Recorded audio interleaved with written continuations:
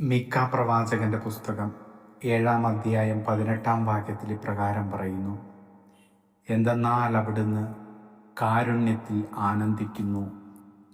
സ്നേഹമുള്ള പൊന്നുതമ്പുരാനെ, അങ്ങയുടെ കരുണ ഈ ദേവാലയത്തിൽ നിന്നും മരണമടഞ്ഞ് ശുദ്ധീകരണ സ്ഥലത്തായിരിക്കുന്ന സകല ആത്മാക്കളുടെ മേലും ഉണ്ടാകണമേ എന്ന് പ്രാർത്ഥിക്കുന്നു.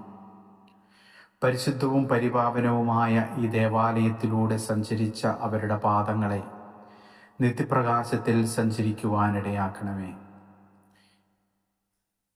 ദേവാലയത്തിൽ നിന്റെ സ്തുതിഗീതങ്ങൾ കേട്ട ഇവരുടെ കാതുകൾ, കർത്താവേ, നിന്റെ ശിക്ഷാവിധിയുടെ സ്വരം കേൾക്കാതിരിക്കട്ടെ. അനന്തമായ നിന്റെ കരുണ കണ്ട ഇവരുടെ കണ്ണുകൾ, കർത്താവേ, നിന്റെ മഹത്വപൂർണമായ പ്രത്യാഗമനം കാണുവാനിടയാക്കണമേ എന്ന് പ്രാർത്ഥിക്കുന്നു.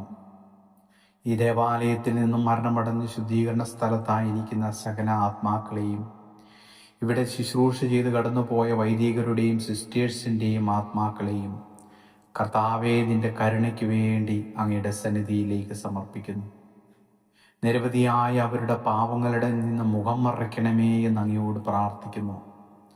കർത്താവെ, ജീവിതകാലത്ത് അവർ ചെയ്ത സൽക്കർമ്മങ്ങളുടെ യോഗ്യതയാലും പങ്കുകൊണ്ട വിശുദ്ധ കുർബാനയുടെ യോഗ്യതയാലും കർത്താവെ, നീതിമാന്മാർക്കായി സജ്ജമാക്കപ്പെട്ട സ്വർഗീയ ഇടത്തിലേക്ക് ഈ ദേവാലയത്തിൽ നിന്നും മരണമടഞ്ഞ് ശുദ്ധീകരണ സ്ഥലത്തായിരിക്കുന്ന സകല ആത്മാക്കളെയും പ്രവേശിപ്പിക്കണമേ എന്ന് അങ്ങയോട് ഞങ്ങൾ പ്രാർത്ഥിക്കുന്നു. ആമേൻ.